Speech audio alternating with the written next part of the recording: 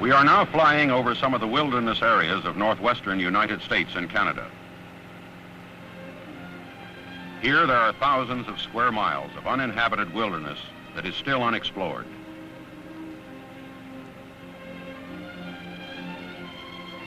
It is in these vast, unexplored wilderness areas of North America that a 9-foot-tall, human-like creature is reported to live.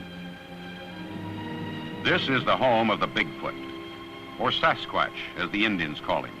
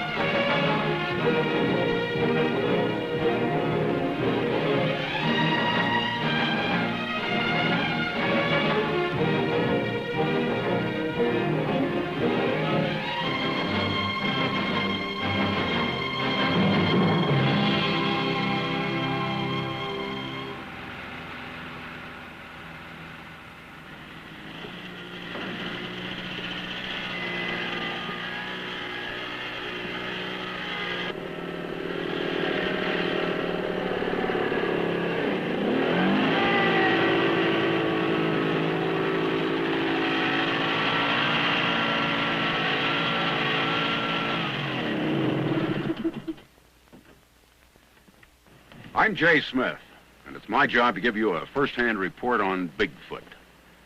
I've been here in this camp for several days. We're told it's Bigfoot country. From this camp, a vast wilderness area is now being searched for the Bigfoot. This is Ron Olson. Ron's from Springfield, Oregon, and he heads up expeditions looking for the Bigfoot. Ron, tell me, just what is a Bigfoot? Excuse me a minute. Craig, hold that thing up a minute. Bigfoot, or Sasquatch, as he's called in Canada, is a giant, hair-covered, human-like creature that's been reported more and more throughout the mountains of the northwestern United States and Canada. How big do they run? Many sightings have revealed this creature to be between 7 to 9 feet tall and 600 to 900 pounds. Well, now, let's hear the words of some people who have had some first-hand experiences with Bigfoot. In 1924, Fred Beck and 4 other miners were in a cabin in the backwoods located in Washington State near St. Helens. There were 4 or 5 creatures who approached the cabin during the night and proceeded to harass the miners by throwing rocks and pounding on the walls and doors of the cabin.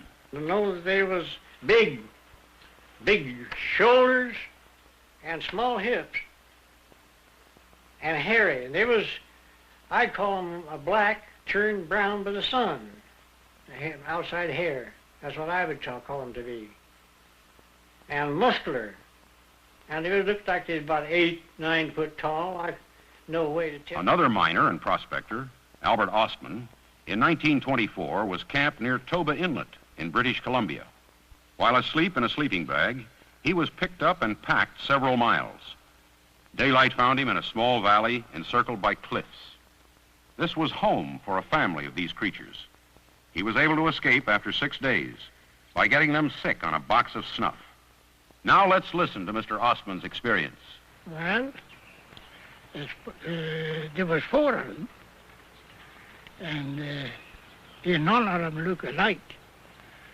There was what I call the old man, because I had no scale or any rules for measurement, but he was at least 8 feet tall, and must have weighed at least 800 pounds. But what I call the old lady, she couldn't have been over about 600-700 pounds. She was probably 7 feet tall, and they were all covered with hair.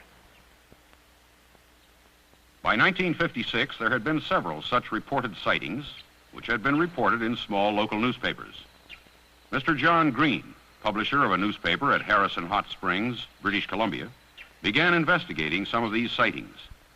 Here is John Green to report on a sighting he investigated in 1957. When I first came here in about 1957, it was still pretty well open. But all this has grown up since then. Now, what happened at that time was that Mrs. George Chapman, who lived in a house down by the river behind me here, she was in the house and her children were outside. One of them came in and told her that there was a cow coming out of the woods. So she looked out and she saw this man-like thing, but about 8 feet tall and completely covered with hair like a bear. And she knew it to be a Sasquatch. This was, quite a well-known thing to the Indian people. And she was frightened, so she took the children, ran down to the river, and then through the graveyard, which is right behind me here, and came out just about here onto the track, and then ran on down to Ruby Creek. Now, she'd really only had one quick look at the thing, so it wouldn't be that convincing a story, except that a lot of people immediately went back there and saw these enormous tracks. Mr. Tifting, of course, was one of them, and can describe just what the tracks were like and what they did.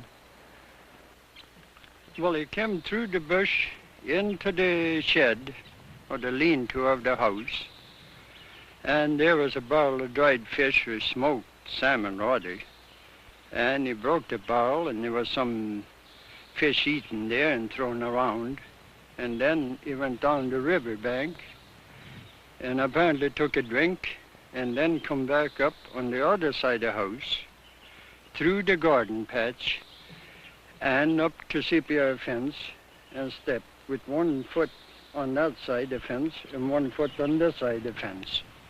I can walk right over it. And the footprints was about 18 inches, like.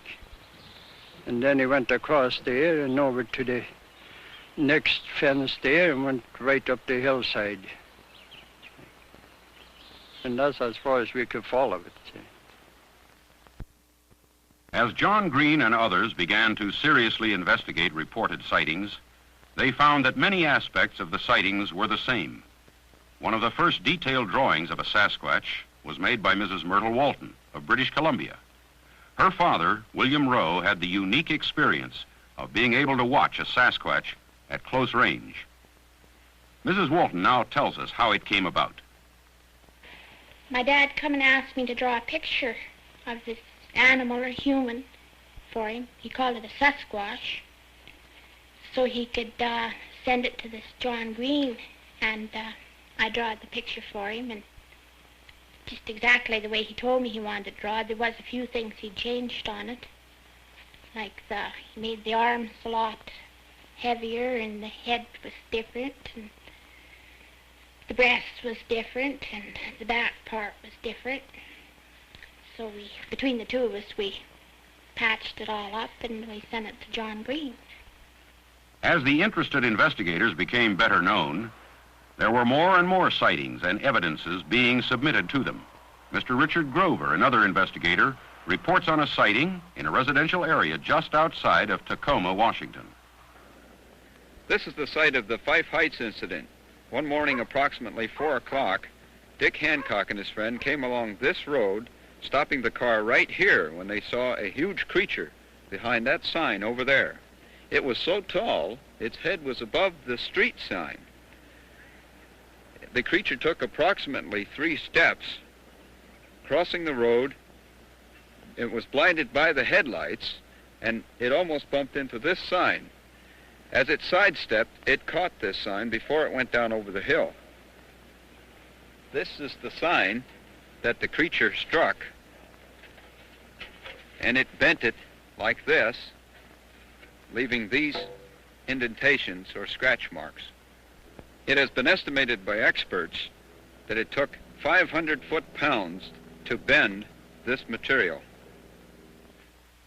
A few years after Mrs. Walton made the sketch for her father, she and her husband had a personal experience with a Bigfoot. This is what they report. Well, I think my wife and I have heard the Sasquatch. There's a swamp fairly close to the house here where we can walk out of an evening, and quite often we go down to watch moose.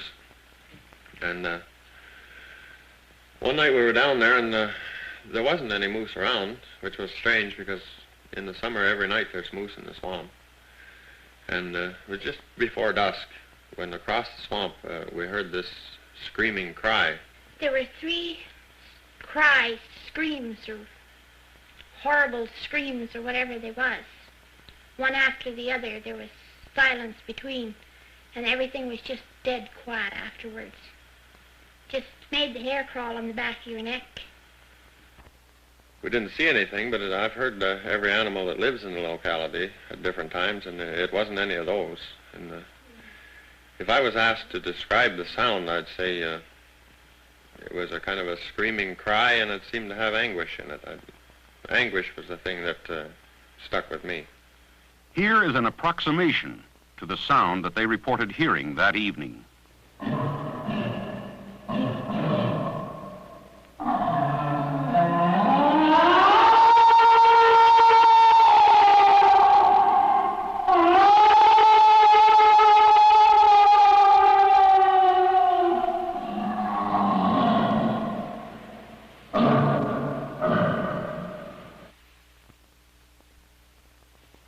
Some of the investigators began to call on the scientific community for facts which might put the puzzle together and prove or disprove the reports. Here is Dr. Charles Guiguet, curator of mammals at the Provincial Museum in Victoria, British Columbia, who reflects the dilemma in which he and his companions found themselves. In my opinion, the Sasquatch, the Yeti, the abominable snowman, the Winnebago, the Cadabrosaurus, Loch Ness Monster, Ogopogo, all of these animals belong in the realm of folklore and mythology. And my reason for saying this is simply that there is no concrete proof, evidence, that any of these creatures ever existed on the face of this planet. No one has ever produced a specimen, complete or incomplete, to prove that any of these animals have ever lived. The scientists were asking for physical evidence to support the stories of the reported creature. In 1958, Gerald Crew was building a new road in a wilderness area in Northern California. For several mornings in a row, he noted there were huge, human-like footprints around his bulldozer. He obtained some plaster of Paris and made casts of them. Here now was physical evidence of something that made tracks. Some scientists say they are made by a prankster. Here is another investigator, Rene Dahinden. No scientist ever came out in the bush to look at the footprints which we found. No scientists ever studied these tracks. They're sitting there saying they're faked without ever having seen footprints in the area where we found them. No technical evaluation was ever made. In my opinion, after having seen 3,000 footprints myself of 6 different sizes, I came to the conclusion this tracks to be made by a living foot, a creature with a foot like this, a Sasquatch, rather than a man with artificial feet. The task of the investigator has not been an easy one. On one hand, he is greeted by individuals who just saw Bigfoot and believes it. On the other, he is met with cries of derision and fakery. There is beginning to be a new line of thinking from the scientific community on this subject. Here is Dr. Grover Krantz, physical anthropologist at Washington State University, which explains his view. As a physical anthropologist, I've decided that these creatures do, in all likelihood, exist. The evidence of the footprints is what I find the most convincing. This is an example of one footprint. This is a plaster cast, which shows a crippled individual. The foot was twisted, and 2 bulges appear, calloused structures on the outside edge of the foot, and correspond to gaps in the bones which I've reconstructed here. If this was faked, the person doing it had to be an absolute expert in human anatomy. Perhaps the most startling and far-reaching event in the recent history of Bigfoot hunting happened to a long-time investigator by the name of Roger Patterson. In October of 1967, he and a friend were in the Bluff Creek area of Northern California to investigate a reported sighting of 2 creatures. Suddenly his horse shied as a large creature stood erect from behind a log where it had been drinking from the creek.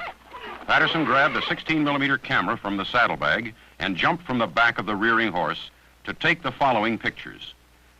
Let's hear in Patterson's words exactly what happened that day. As it walked across the sandbar, I was able to get some fairly good footage of it. It turned a couple of times and looked at us, and as it turned, it seemed to give me the impression that it didn't want anything to do with us. It didn't run, it didn't act scared, but yet it acted leery of us. Patterson thought that he had proved once and for all that the creatures existed, but he found that even the film was in question. As a result, the footage was submitted to experts in various fields. Among them was Janusz Prohaska. Active in the motion picture industry since 1939 as an impersonator of animals of the ape family, Mr. Prohaska was convinced that Roger Patterson had filmed a living, wild creature. The movement is the only thing what throwed me a little bad, because he moved a little bit more like a man than an animal. Because you could see all the muscles on the body and the whole movement. It didn't move like a costume at all.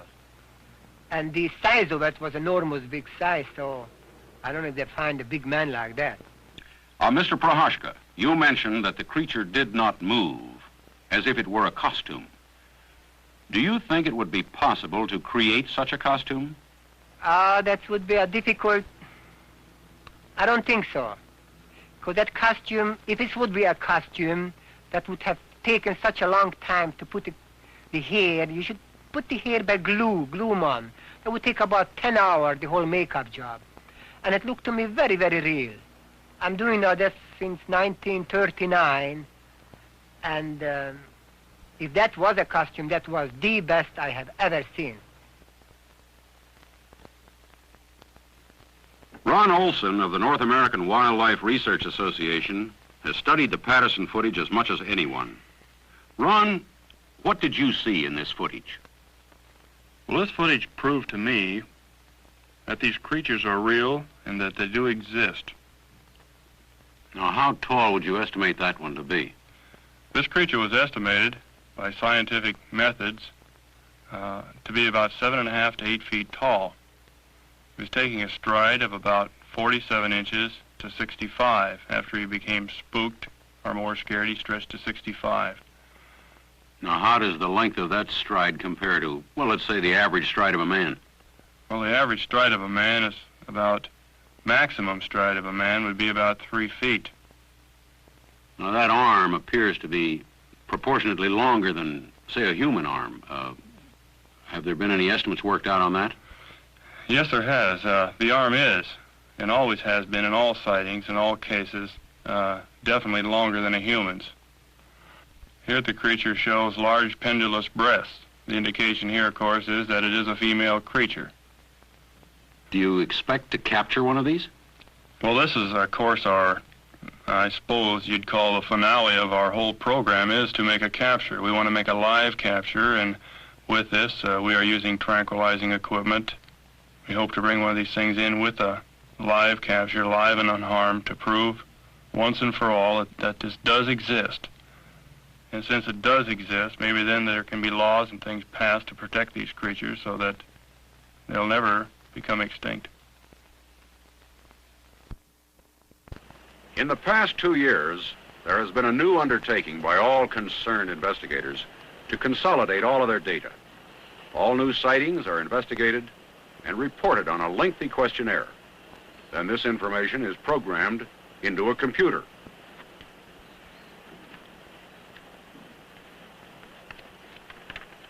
These computer reports and correlations are available to all of the participating investigators upon request. In this way, each investigator can carry on his own work with a much more complete source of data. Along with the computer reports, the most modern equipment is now being used, as it is here in this camp. Procedures have been worked out to cover every aspect of a capture. In the past, many sightings went unreported for fear of ridicule. Law enforcement officers got most of these reported sightings, and most of the people that did the reporting were considered some kind of a nut. Now a central reporting system has been developed, and all sightings can now be reported to our Portland headquarters by simply dialing Bigfoot, Portland, Oregon. Other information can be obtained by writing Bigfoot, Portland, Oregon. It was inevitable that sooner or later these sightings and observations would result in something specific. That someday someone would come forth to try to prove or disprove once and for all the validity of these stories. One Bob Morgan decided to take on the task. It's late spring when Bob Morgan arrives at Cougar, Washington to renew his search for Sasquatch. After 5 years' research, he feels this is a prime area for contacting the creature. Others will be coming from all corners of the United States to aid in the search. Don Blake, biologist. Lamont Hardy, botanist. Anne Swain, sociology researcher. Michael Polesnik, expert tracker. Elizabeth Moorman, naturalist. Anthropologist Peter Lipsio. Ted Ernst, Sasquatch researcher. John Crowder, biologist. Len Aiken, woodsman and Indian historian. Mary Jo Flory, microbiologist. For the next 3.5 months, this diversified group of scientists and researchers will live and work in the woods, gathering evidence, looking for tracks, and trying to establish contact with a creature who some call the American abominable snowman. They'll scout alone at times, or work in small groups from field tents located at strategic positions in the wilderness. Keeping it all together is Robert Morgan, who will split his time between base camp and the field positions. I hope you understand, I didn't come out here to win friends and influence people. I may be wrong in what I do, but it's all for one purpose, and that is to get the job done. By his own definition, Morgan's a tough, hard-driving man who can't rest until he's gotten the job done. An early riser, you'll often see him working late into the night. He's tough because he has to be. It's the key to survival in this mountain wilderness. What gives Morgan his drive? Why is he so persistent in his search for something which others say doesn't exist? What keeps him going in the face of unrelenting ridicule and unfavorable odds? There can be no other explanation than his own personal encounter with Bigfoot 20 years ago. It was in these woods that Morgan found himself face to face with a giant.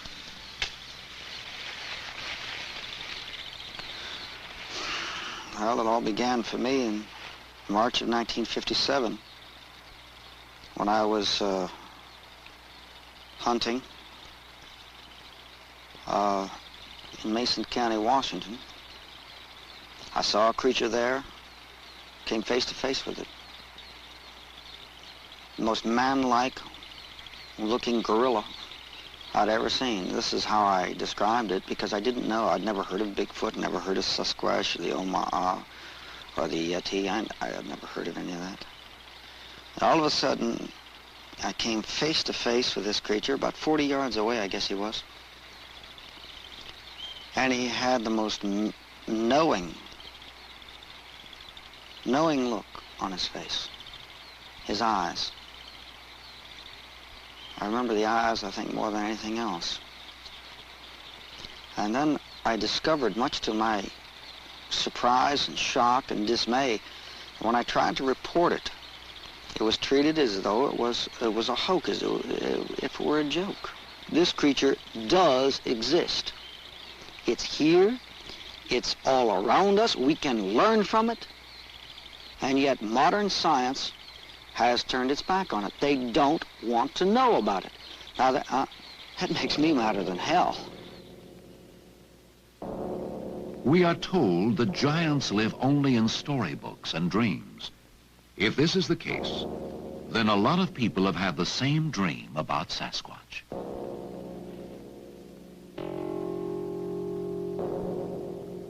Stories and legends of the creature date back hundreds, if not thousands of years among American Indians. Masks, tribal rites, and rituals have been dedicated to the creature. And he's known by 100 different names: Siatik, Oma, Bushman, Skookum, Wild Man, Sunaqua, Bigfoot. By any name, his description comes out the same. The creature is large, very large, standing 8 feet tall and weighing nearly 800 pounds. He's muscular, has little or no neck, and is bipedal, which means he walks upright, like man on 2 legs. The tracks he leaves behind tell the story. Like the creature, they are big, some over 18 inches long and 8 inches wide. The footprints show 5 toes and an imprint like any one of us would leave, except for the size. They are nothing like a bear's track. Sasquatch is apparently flat-footed and walks with a 4-foot stride, with his knees slightly bent. Each hand of the giant primate has 5 fingers, but he doesn't have an opposing thumb, indicating he cannot grasp small objects the way we can. Little else is known for sure. Bigfoot is thought to be semi-nomadic, following a trail of food which is quite variable. Berries, grass, seed, fruits, even small rodents, fish and insects. Other questions remain. Is he dangerous? Would he attack a human? While he is generally believed to be non-aggressive, these thoughts have certainly occurred to more than one expedition member, including Morgan. Do I have any fear? Of course I have fear. But what the hell is worth doing in this world if it doesn't have a price to pay? In my own instance, I have been in the close proximity of Bigfoot, and I have not been attacked. I am alive. I feel that he had every opportunity in the world to kill me on many occasions, and they have not chosen to do so.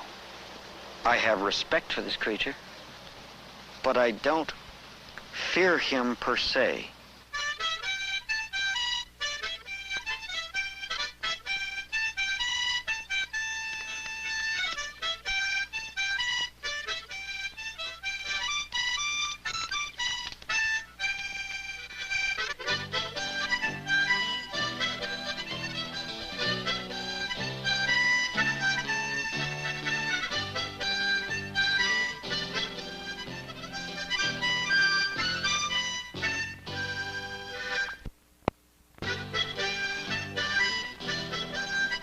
The Cascade Mountain ranges of the Pacific Northwest are beautiful and awesome.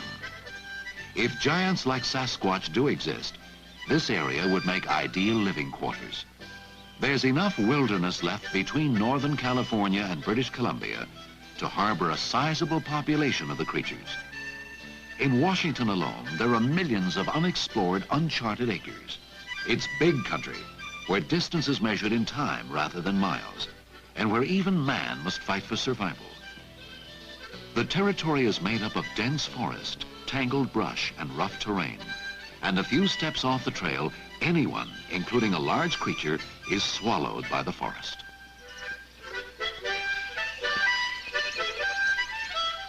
The trees and underbrush provide such good shelter that you rarely see any animals, but the animals are here.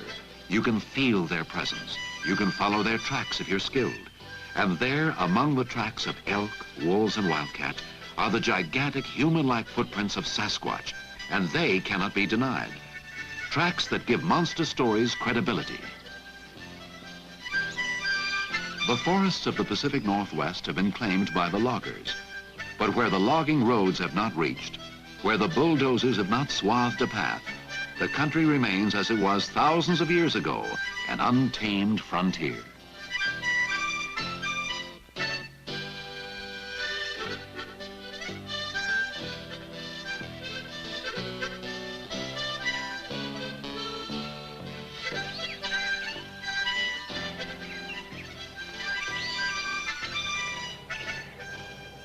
One such area is of particular interest to Morgan. He wants it scouted for future exploration. In the expedition, only one man has any chance of entering this rugged, cheerless territory and returning safely. The call goes to Mike Polesnik, an authority on surviving in the woods. He will go alone.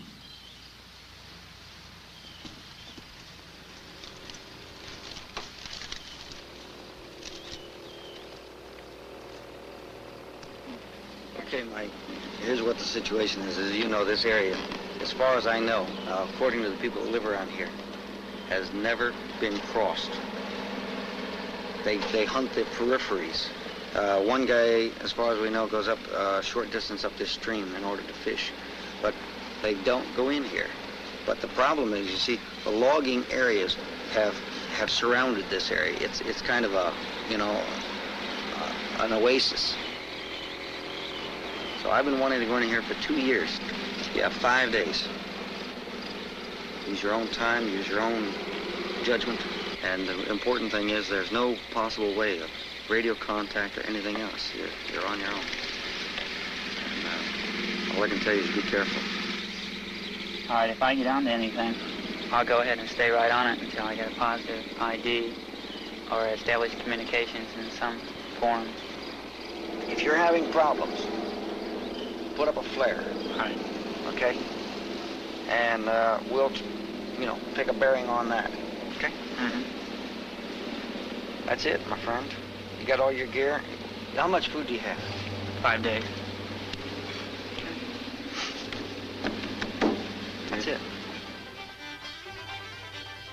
To the casual observer, the area where Mike is headed appears tame and inviting.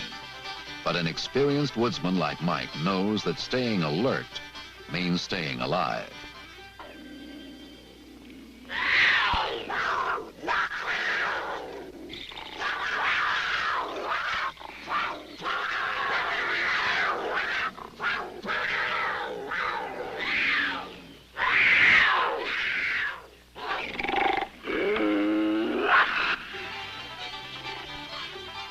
There's so much to be done in such little time. Morgan keeps the expedition going at an accelerated pace. With Polesnik on his way, he and Ted Ernst set out to explore the lava flows of Mount St. Helens, once an active volcano. They'll spend the first day together. Then Ted, like Mike, will be on his own. Wherever he goes, Morgan is constantly reminded that he is the visitor, the intruder in Bigfoot's territory. In his element, he is king. We are the invaders. He has no fear, builds no cities. He violates everything that we have stood for. He belongs with this earth. He belongs here. He lives with nature. We, unfortunately, live in spite of it. He's part of nature. We create our own. Air conditioning, neon lights, one-way streets, parking meters. Good Lord. We must carry food on our back. We have to eat specialized diets. We have to have this, we have to have that. We have a high fatigue factor, etc., etc., etc. Hell, he doesn't carry a pack. And this creature walks among God's world as if he's one of them. And he leaves very little behind him except tracks. It's kind of sad that we are in pursuit of a creature that lives so beautifully with nature. Perhaps, just perhaps, we can learn from him.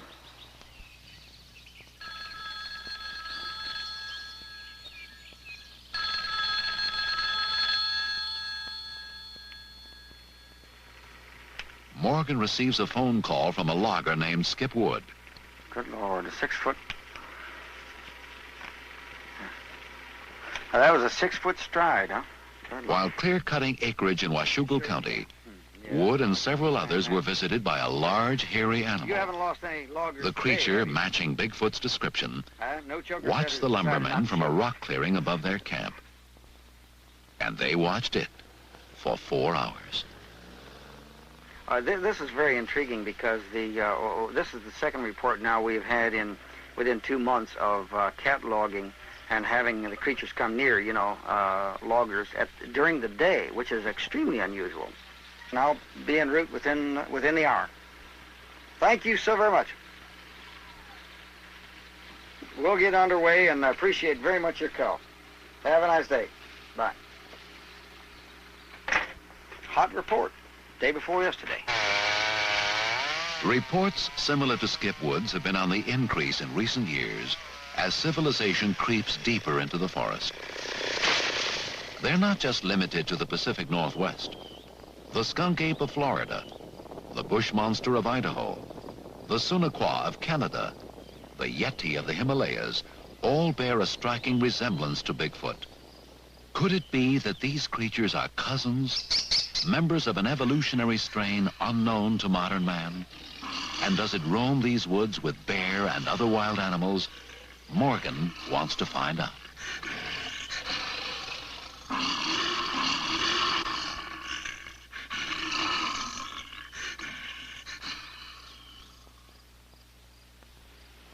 It's half a day's drive from Cougar to Washougal County over rough terrain and washed out roads. When the expedition group arrives, Wood is eager to tell them about the unwelcome visitor. Now, this happened last Friday. Yeah, Friday. What happened? Again. Well, just happened to see one climbing up the hillside there. And it was going all the way up that bluff? Yeah, it started out there in that little hole I showed you there, and went hand over hand or hand over foot, however you describe him climbing, straight up to the top and stood up there and watched it. And your whole crew was down here, wasn't it? Mm-hmm. There was... there was Chuck Owens. Skip told me, our boss told me that, or said that there was something climbing up on the mountain up there, and so I turned around and looked. And Leo Casey and Bob Irwin. I just saw a steady thing standing there. It looked like maybe a tree waving in the wind a little bit. all I could see was a big black glob. Dark, that's all I could tell you. Do you see the outline distinct so that it was definitely walking on two hind legs? Oh, yeah. Yeah, you could see it. It was standing out there. I mean, it was too big for a bear, and bears don't walk on hind legs unless they're fighting anyway. That would be my logical explanation for it, was that it was a bear. Well, the way it went up the mountain, the way everybody describes Bigfoot, that's the only thing I could think it was, because a bear just don't do things like that. And you've had a feeling around this camp since you moved in here? Yeah. You can feel them watching you. Only thing, when I first started to work here, I'd look at that mountain and I knew I didn't want to be around it, because it was just I knew something was there, or something was watching me all the time. But I look up there all the time now because I expect to see it again someday. You just might.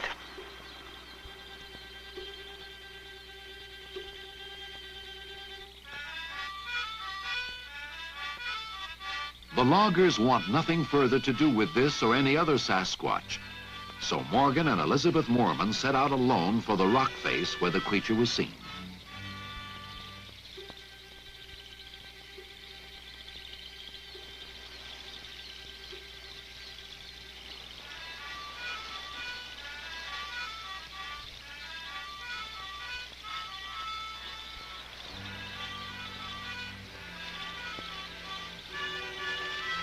A heavy rainfall the night before has left the ground wet and slippery, making the treacherous climb even more hazardous.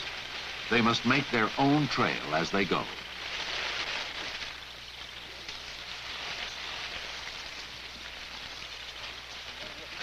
What looked so near from below will take them 6 hours to reach, and they must hurry to return by dark.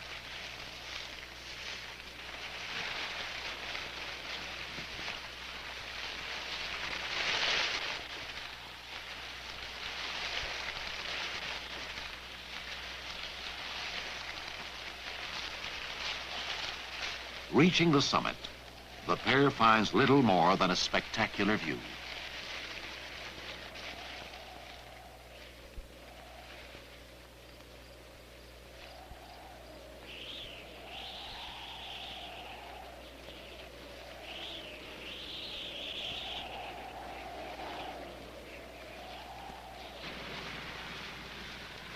Morgan has chased too many reports. followed too many leads to be discouraged. His work done here, he heads back to base camp. It's still early in the expedition.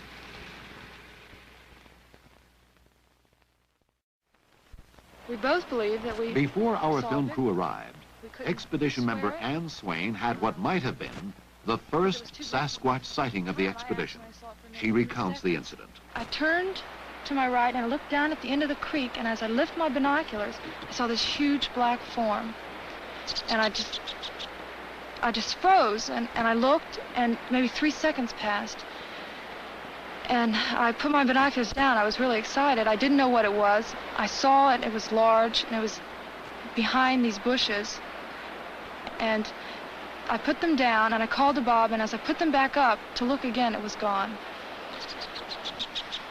When we got into the woods, to the forest, there was impressions, and they were larger than even a large man would make. And it was just where the pine needles had been, it was very wet in there, had been pressed down and made wetter than the surrounding area. There's a lot of evidence in this country. There's a lot of reports. And I'm thoroughly convinced there is a Bigfoot out here. Many of them, families. The group returns to Cougar in time to pick up Mike Polesnik, who's covered 20 square miles during his 5-day trip alone in the woods.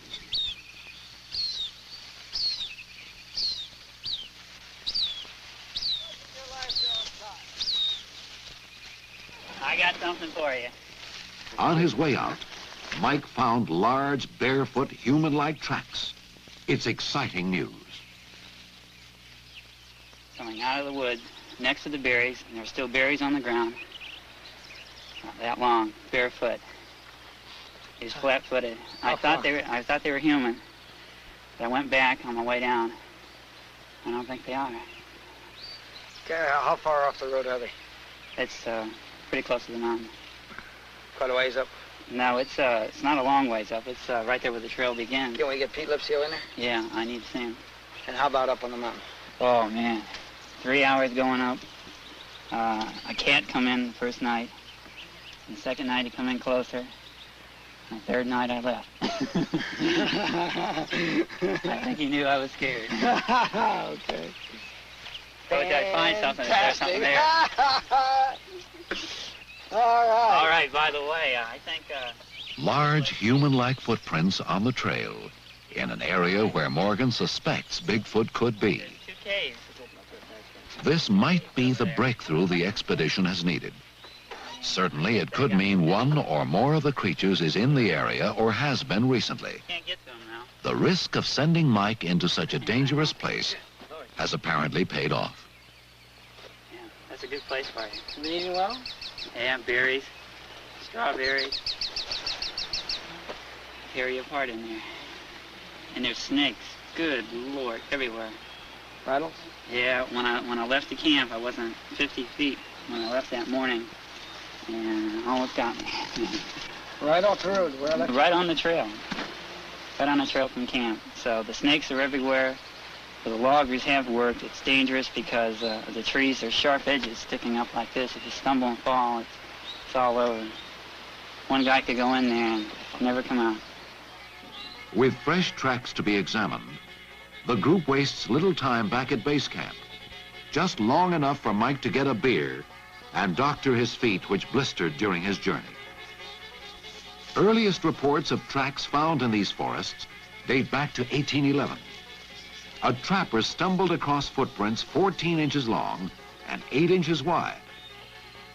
Over the last 5 years, Morgan has found numerous tracks in these parts. The ones Mike found are the latest in a long string of evidence Sasquatch has left behind. These particular tracks leave little doubt that something large with man-like feet has passed through here. It ended went into the woods, and after that, you just couldn't pick up anything with the foliage on the ground. Pete, make your measurements, photograph, measure. We'll photograph it up, and take measures. tests. And I'll let Michael pour some lists. Mike, Would you give me a hand here for 1 second, please? Just hold on to that, okay? And line it up. Very interesting. All right. Something moves through here. These ferns are down. Okay, hold it. Good. I never cease to be amazed that when I see a Bigfoot footprint and look at it, that I really don't realize the massiveness of it until I put a ruler down. And then I say, good Lord, you know, that's 16, 17, or 18 inches. You don't realize it until you put that ruler down. And consequently, if you were walking casually by, not looking for Bigfoot, and you saw barefoot footprints, you'd probably ignore them. I'm sure that it's been done many times.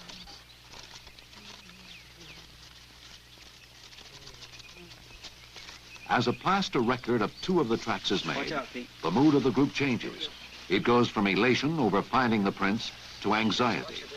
Expedition members become tense, on edge. There is the sense of danger. Others who have been in the vicinity of Sasquatch have reported similar eerie feelings. The hope is that whatever made these footprints is still in the area and might return. I'll become part of the cast. If you take a walk back through this area, you're going to find a couple of things rather interesting. Number 1, all the berries are gone. Number 2, there is fresh and old breaks in these ferns leading all the way back up into this area. I didn't find the end of it. I just found them.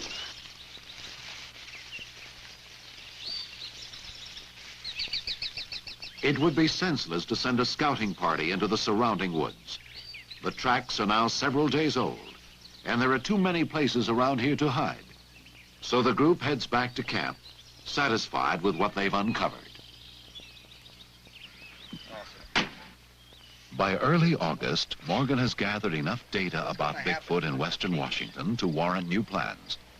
He's convinced there are 2 or more families, mother, father, and 1 or more young, who travel a specific route through the Mount St. Helens area.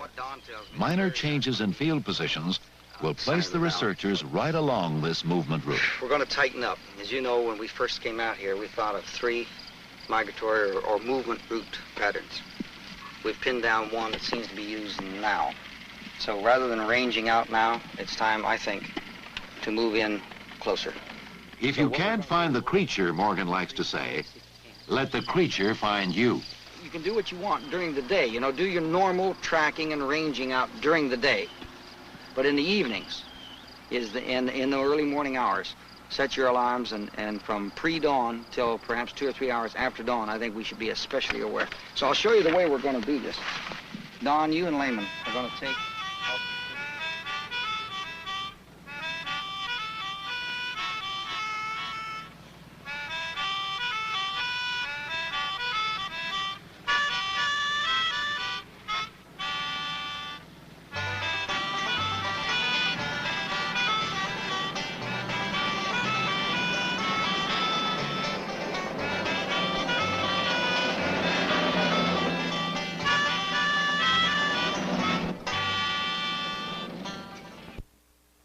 What we have done here, we've established 4 camps along a line which I feel is a movement route. When the creature goes from one wilderness area into another wilderness area, these areas are accessible.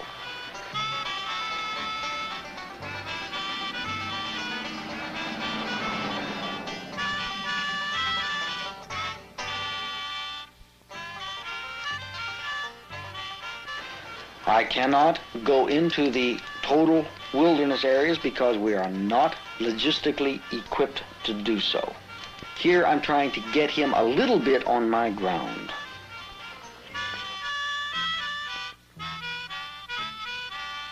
Hopefully, they will either observe him in movement or the creatures will come to their camp.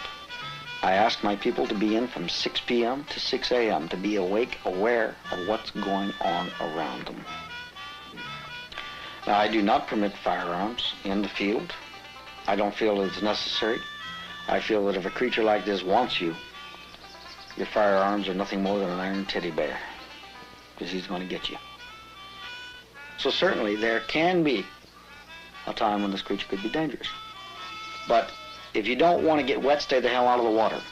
If you're not willing to take that chance, don't come along with me. It's as simple as that. And every one of my people, they know this, they understand it, and they accept it.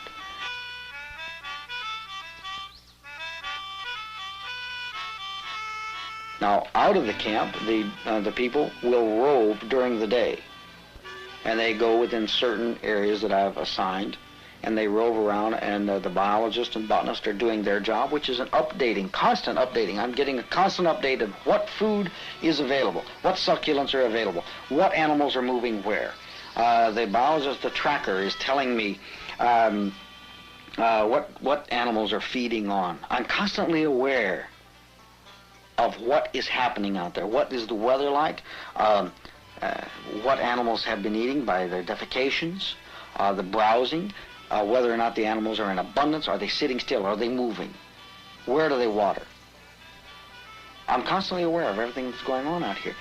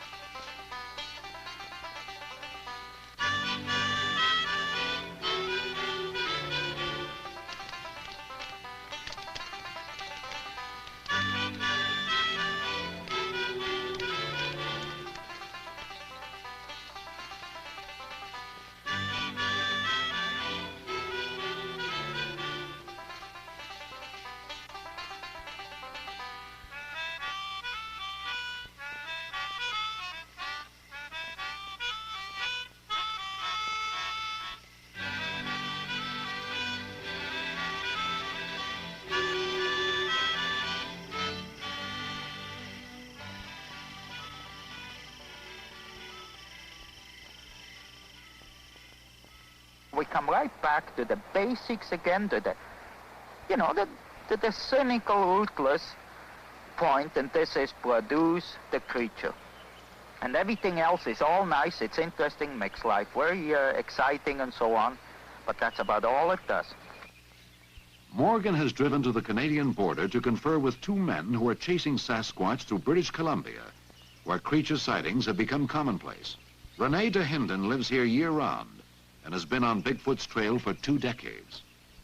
John Green, author-journalist, has written 3 books on the subject. Over a picnic table rich with Bigfoot artifacts, the 3 men discuss their different operating methods. Dahinden and Green both say the creature must be brought in dead or alive. Morgan contends that Sasquatch is too human-like to destroy. I don't think there's any argument that the fastest way to bring this to legislation for the betterment of the species, the fastest way would be killing one. The only way. Possibly. However, the killing of one, how does the... I just feel that I really feel that the youth of this world and the people that are young at heart have had enough of the killing. I really feel they have had sufficient of the slaughter of species for the so-called enlightenment of man. But I think that it is time for a new precedent to be set, for legislation to be passed on an accepted species without total so-called scientific knowledge. All right, why pick this species? Are you going to stop people from slaughtering hundreds of thousands of deer every fall? Why not start now? Why start with this one? Well, I'll tell you why. It's because it looks more like man than any other, and as far as I'm concerned, that is a concern for humankind, not for any animal kind. You remind me of the little old lady who got all hepped up when I told her I would kill a Sasquatch, and then she went in and had a steak dinner. First thing first, and the first thing is to find proof, 100%, so there's unquestionable evidence available which proves the existence of this creature. And the rest of them is all, well, it's nice. You know, you can dream about it and so on, but you have to be cynical, you have to be ruthless, and it's no game. It's no game. It's one of the biggest scientific discoveries the world has ever seen.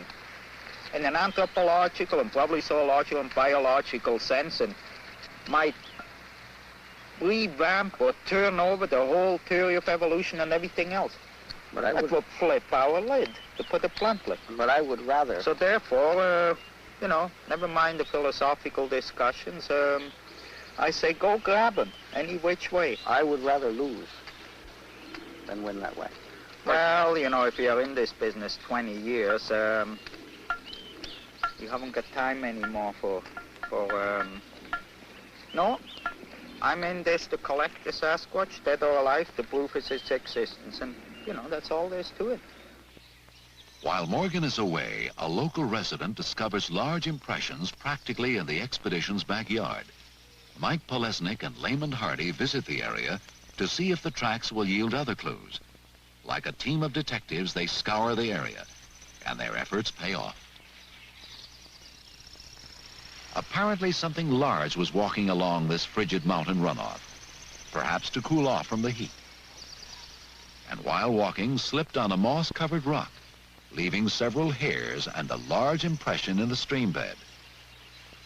The hair is sent to Mary Jo Flory at her laboratory in Portland for analysis. It will take several weeks for her to determine who or what left it behind.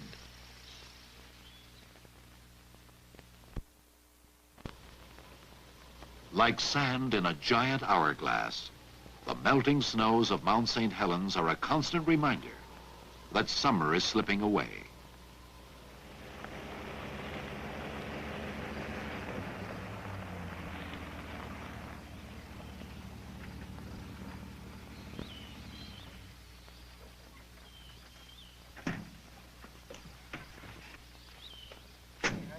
Near the base of the mountain, Don Blake and Layman Hardy have heard strange sounds.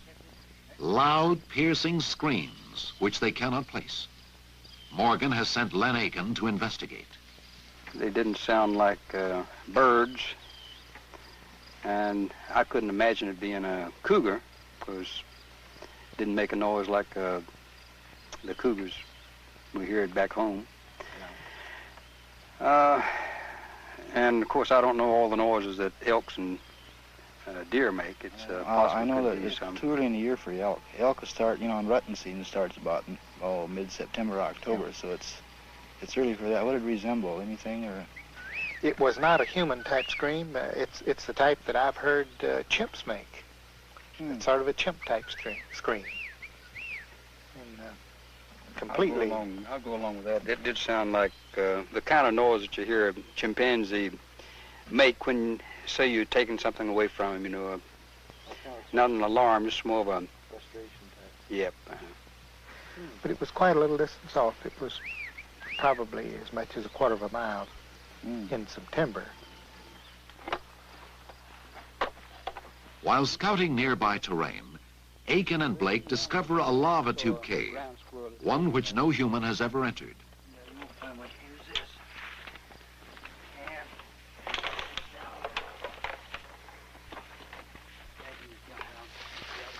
Watch out.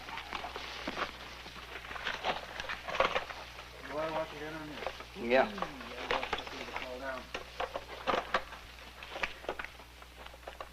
Getting around the mountains has presented no problem for Blake, who has used crutches most of his adult life. The cave is just another challenge. Boy, how an ad opens up. Yeah. Now then, we're losing altitude fast. We're dropping, let's see, 5 feet for every 8, aren't we? Dozens of the caves formed when molten lava gushed through the valleys from a violent Mount St. Helens. The underground tunnels are the longest of their kind in the world and could provide winter shelter or even burial grounds for Sasquatch. Well, places the cave is 6 feet high, but at 5 feet 6, I have to be careful that I don't break my head somewhere.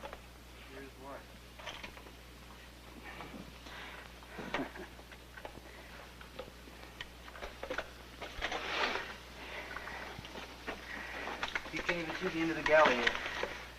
No, that goes right on down. It would take several years to explore all the lava tubes, if you could find them all. This cave offers little besides relief from the heat. Well, that's quite a cave there, Layman. Yeah, you were gone 2.5 hours. Coming out. Feel that heat just blast you right square in the face as soon as you get to the lip of that hole. While you were gone, I was reading. Something rolled rocks down from the top of the hill right up here. there was about 5 different intervals of it, probably 15 or 20 minutes apart. And then there was one time I heard rotten wood move, crash or something. So I don't know whether it was an elk or a bear or some other animal. Whatever it was, probably no doubt came up another side, because this side over here is a little on the steep side.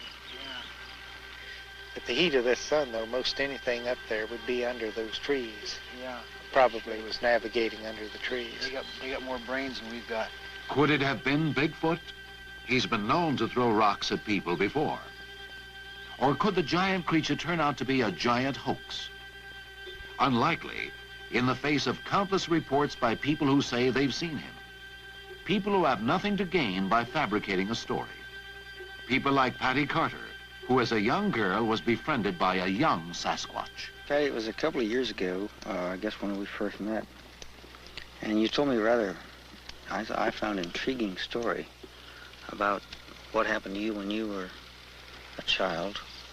And I wonder if you'd recount that for me on your first encounter. Well, there was 2 of them. A big one that was fairly heavy with child, young, whatever. And a young one stood there and looked at me for a while, and then they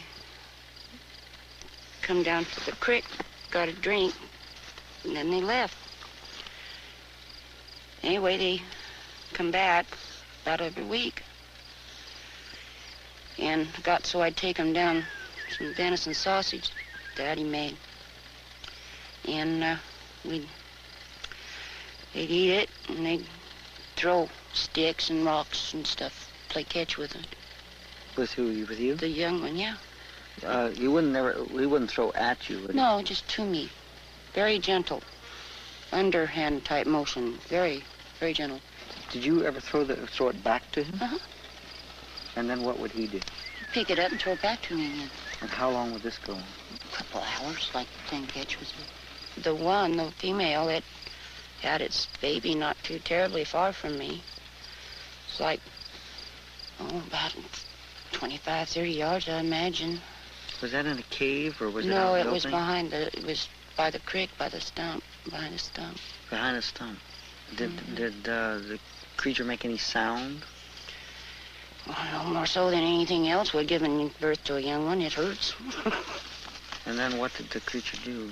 Well, it wouldn't let me near it at all, near the little one. Mm-hmm.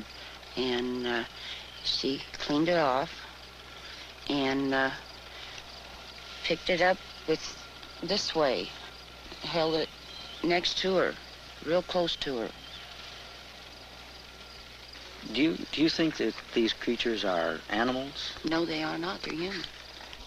I took and looked these tracks down here good, and they was about 6 inches wide and about 18 inches and a half long. Sounds crazy, don't it?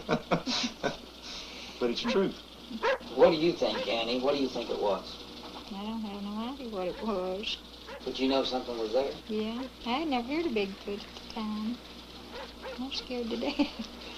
Yeah, but we got one hell of an introduction here one night. Let me tell you, we did. The creature is real, very real to folks like Don Autry and his wife Annie, who live down the road from Expedition Headquarters. Bed was right through that door right over there then. And I was laying there and I heard something groan. I raised up on the airborne and I listened to that just for a minute. And I was going out, what in the hell's going on here? And I hollered, Dad. Every time I hollered, Dad, she was standing there in the door and she said, are you a groaning? I said, no, hell, I ain't a groaning. And gee, well, there's something is. And I got up. You wouldn't have to hit me on this a little bit, for I don't remember exactly all of how it happened. For I was scared that I got to death. That's all he was to it. And anyhow, I come out of the bedroom and come in here and I listened to that for it just a minute. And I got an old single shot 22 that I had, just single shots, you know. So I loaded it. Then I went to the bathroom. And while I was in there in the bathroom, look what that was, come from out of the woods back from about southwest, coming this way here. And damn, it sounded like he weighed 500, 600 pounds, even more, just really putting his feet down heavy, you know. And Was it moaning at that time? Yeah, moaning all the time. Never quit moaning. Anyhow, he'd come on up to the bathroom wall there, and I stood up in the bathroom floor, and that bathroom at that time was 4 foot off the ground. And that sound, he was this close to the house, and that sound was coming straight through the wall, right into, just like Kiss, you know. And then he traced all around out here, and I come back in here, and we sat around. What else could you do but sit there and listen to the thing? And I did. I started to go outside. And I got right along in here. There was another deal out here that I tore off since then. And she grabbed me by the arm. She said, "You don't know what you're going out on." And there ain't no damn way you got me outside then. Did you have any feeling of fear? Did I have any feeling of fear? How tight did I squeeze you, huh? It wasn't me, it was the gun that was squeezing. Yeah, I was scared. You betcha. Definitely. I was scared. I logged this country. I've been logging it for 11 years, and I'd never seen nothing. I'd never seen a footprint until I just walked right upon it right here at the house. And it wasn't a prank. It wasn't a prank. That wasn't a prank. For a man that had to have been over 8 foot tall to make tracks in that snow like this down here. And I don't know nobody that big. And I was born and raised in the woods. I've killed bear, helped kill elk, deer, everything. And I've never heard nothing like this. Precious seas of emerald. Oh, what joy they bring to me. How I long once more to be with my friends at the country church. And the reports continue, each similar to the one before, except for place and time. Too many reports from too many people for a hoax to be considered.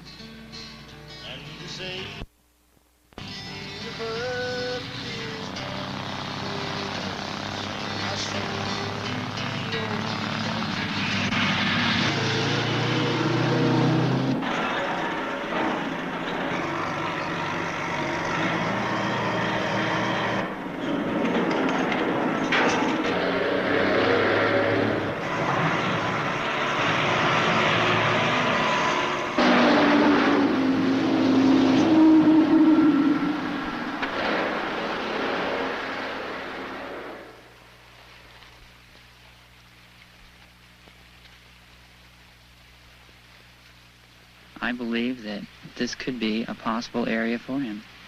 There's no roads here. There's no roar of the logging trucks. There's no shooting. There's no people chattering about. He can walk around here at ease because nobody comes in here.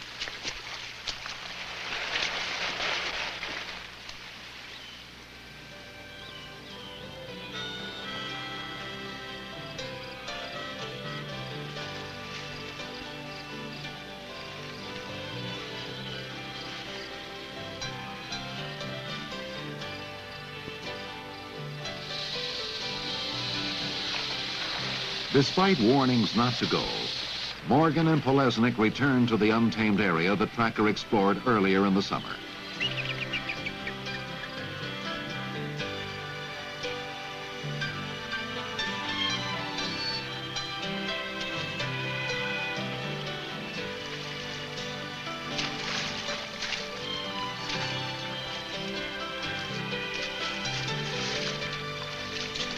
Even with the introduction of four-wheel drive vehicles and snowmobiles, this American frontier has been unwilling to yield to man.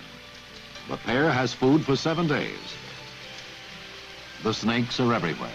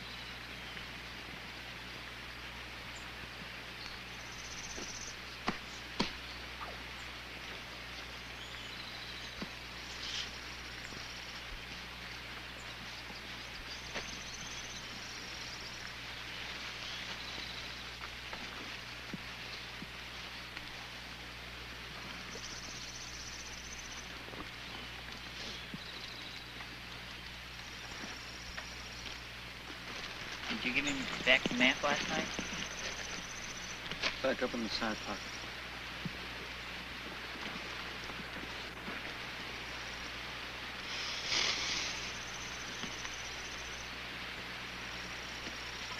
Water's hot.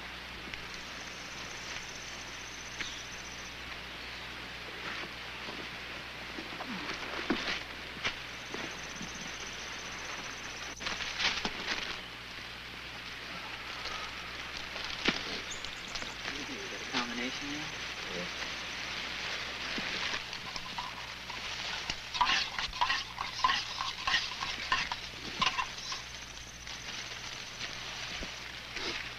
You need company? No. No, this thing travels northeast. The idea, though, is to follow this up. I just hope we don't have to go over that. You see how sheer it is on the far side? Nice. Yeah. Straight up. If we can get it. Follow this along. I don't want to go high if it's not necessary yet. Ever since 1970, I've been following areas, finding tracks, species, and all this jazz coming down through this area. And it's just recently come into what I think is a movement pattern. And what our objective is to go entirely through on the North Fork of this creek up to Mount Mitchell. And it's my understanding that not too many people have ever done this. And as you know, the dire warnings that we have received that people go in and they don't come out. You know. But in any case, this is the flow line coming down through here, and it's a natural walkway. It's very hidden. So far, it's been pretty rough. I don't know what it's going to be like when you get deep down into the ravine. Well, I don't know. I just, you know, when you stand up on a cliff side and look over this valley, it's one thing. When you get down here, it's something else. I sure agree. And we'll find out.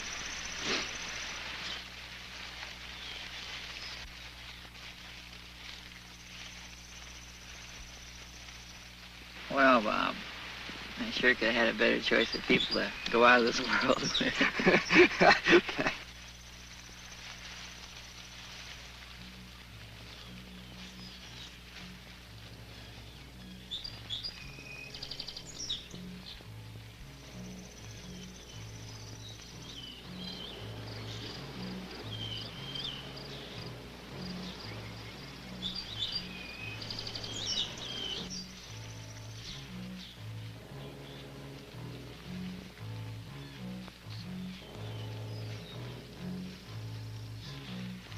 So far, the only passable way through this wilderness is along the riverbed. The water is icy, the algae-covered rocks treacherous. On the second day, despite their pleas, Morgan orders the camera crew to stay behind. The rest of the journey is too risky. Others who have challenged the river beyond this point have never returned.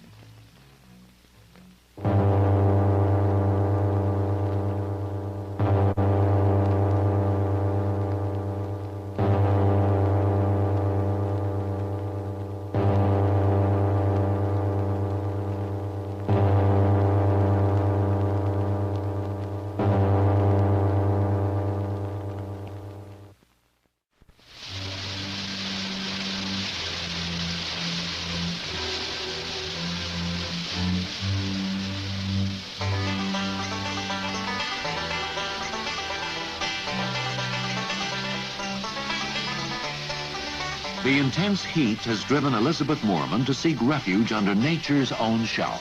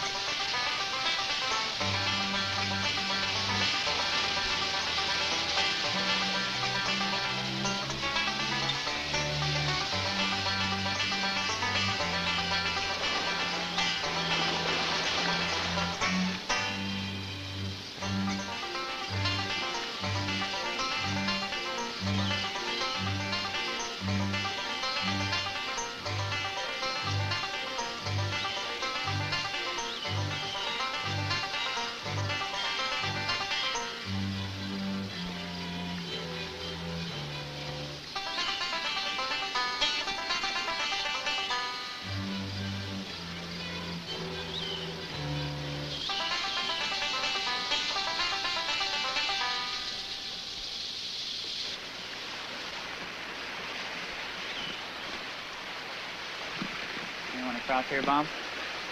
For Morgan and Polesnik, the trip through the river valley has been arduous and frustrating. Okay. A bad fall has left Morgan with several bruised ribs. On more than one occasion, they felt they were being followed. Whether it was a bear, cougar, or some other creature, they could not be certain. The journey has affected them both physically and emotionally. The experience, they say, has been like a tribal initiation into manhood. They have been baptized by the forest, but still no Sasquatch. And I've been warned time and again not to go into this area because a lot of people have gone in and haven't come out.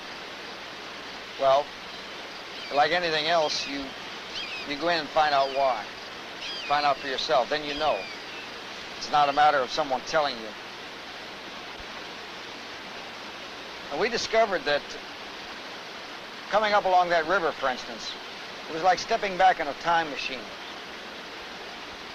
I think I've seen what this country must have looked like perhaps thousands upon thousands of years ago. Coming up over the top of that ridge, we found an area where berries are so abundant that we literally ate our way over the mountain.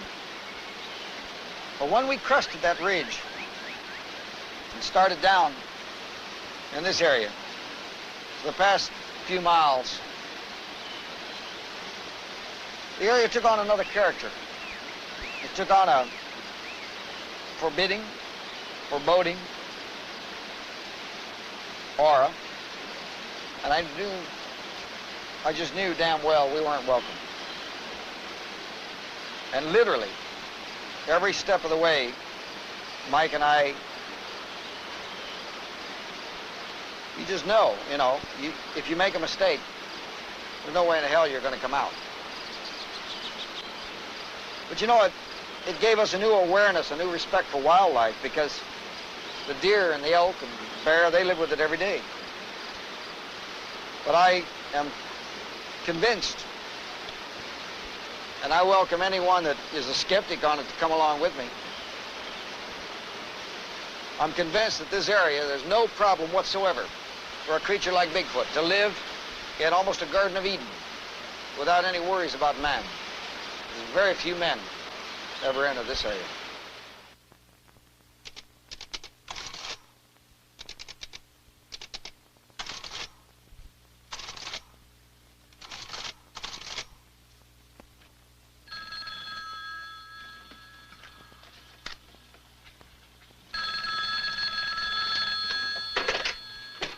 Hello. Oh, Bob, this is Mary Jo, Florrie. And you remember those hares that you sent out to the lab about a month ago? Yeah. I finally got a report back from the director of the lab on those. And he feels that those are human body hair from the lower extremities.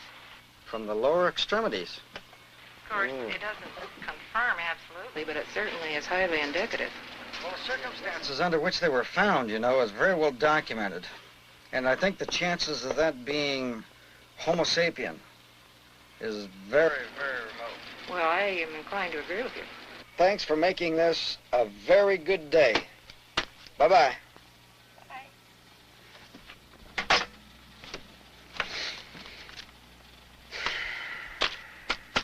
I'll be damned.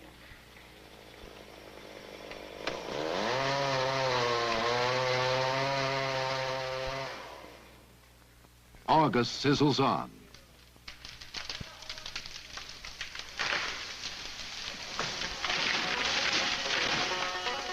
Logging is temporarily halted on orders from the Forestry Service. The extreme fire danger has made logging too risky.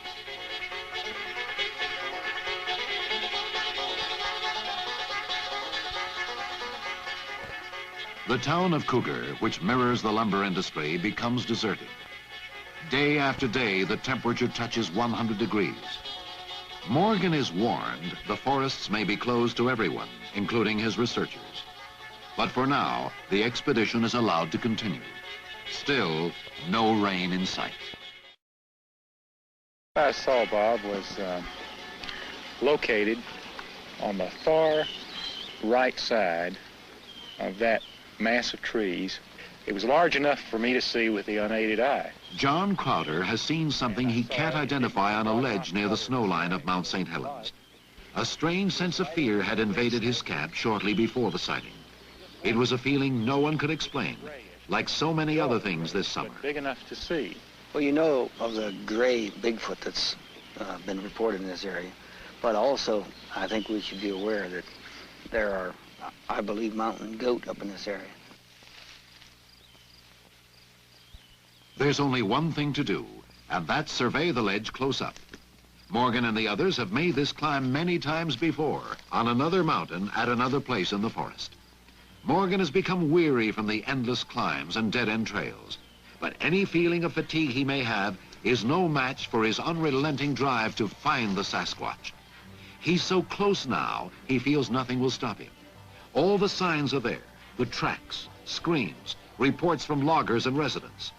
Morgan is convinced he's located a movement route for at least one family of Bigfoot. A movement route that goes straight through Ape Canyon. Named that in the 1920s, when a group of prospectors were attacked by vicious, hairy apes. Ape Canyon is just beyond where John Crowder saw something large and gray.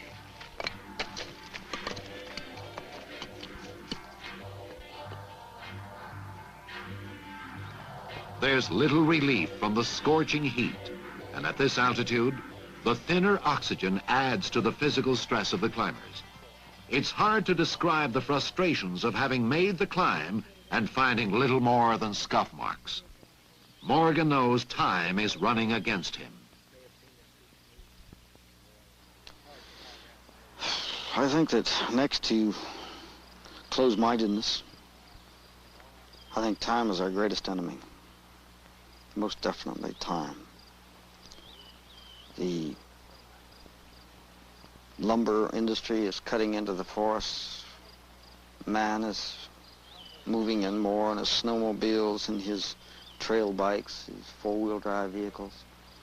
The Bigfoot has to retreat. Running a race against time, very definitely, it's a very pressing, a very, very frightening thing. Time. They start down in silence, hoping to reach their vehicles before sunset. But the day is not over. What do you think, Bob? It's old stuff. Has a lot of clean edges. Well, it's hominid, bipedal. And what does that thing measure again?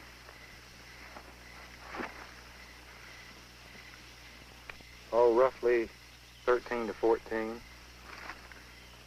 And there's been a lot of washing here on the width, but it would go at least 6 at the widest point.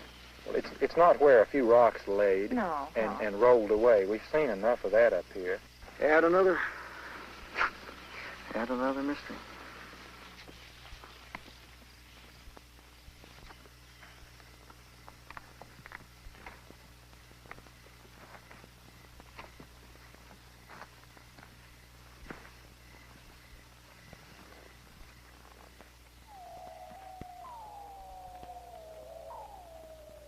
August passes the sun to September, but the forest has had enough.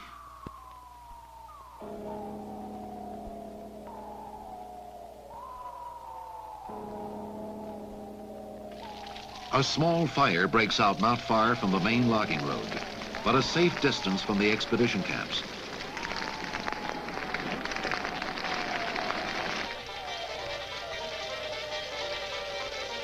Firefighting teams are on the scene quickly, and the Forestry Service is encouraged by a general stillness of the wind.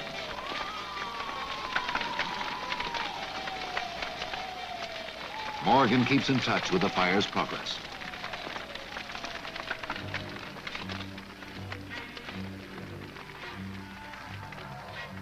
The fire burns into the night.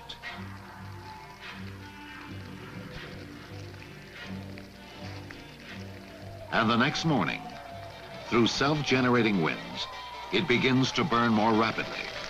More acres are threatened.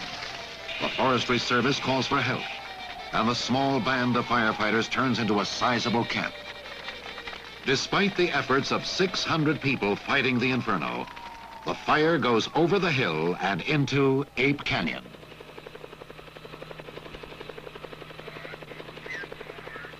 Morgan is distressed as the fire spreads quickly through the canyon. All the evidence of Sasquatch in the area has led directly to this place. He surveys the situation with Sam Melville, star of the Rookies television series, who's visiting for a few days. Let me get a shot of that plane.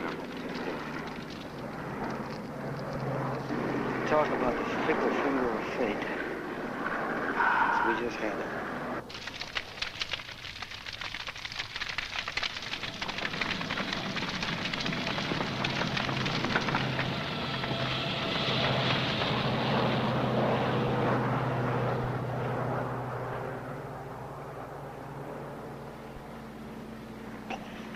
What do you think? Do you think you have to pull any of your people out of their base camps or out of their camps? Yeah, it's possible. I warned the two biologists, you know, they're right over the ridge. They're right over the top. And this will alter Elizabeth going back into the lake. It's just a flat block for a movement, I'm afraid, with all these people. Look at hundreds of people that are going to be in this area fighting a fire. They're going to be running up and down, airplanes over. Do you think a shy creature's going to come within all our waiting and all our planning? And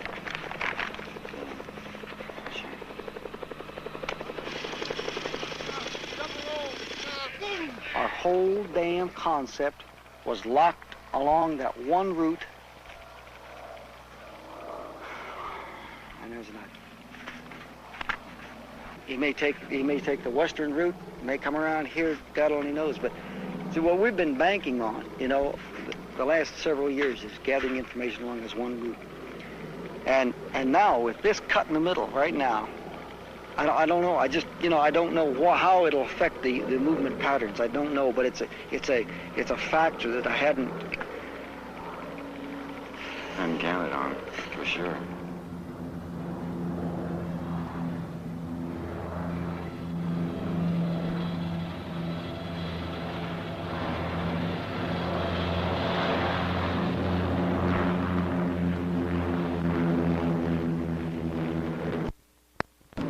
Burning over there.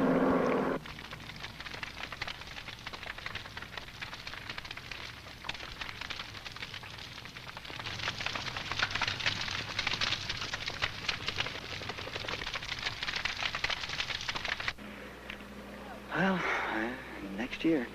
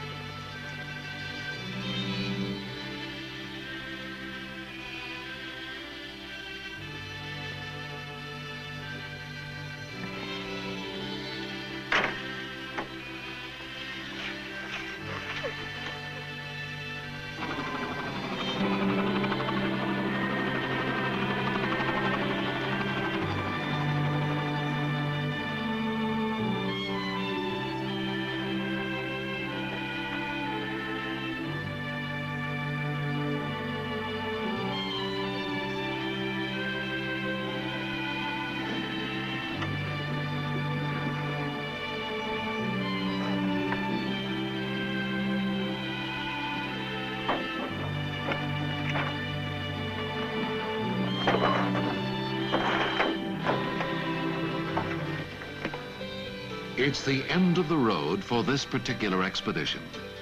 There's little doubt the fire and the hundreds of people fighting it will lead the Bigfoot to an alternate route. But for Robert Morgan, it's far from the end of the road. He'll be back next year, and the year after, and the year after that. He'll be back for however long it takes him to satisfy the world that we are merely men among the giants.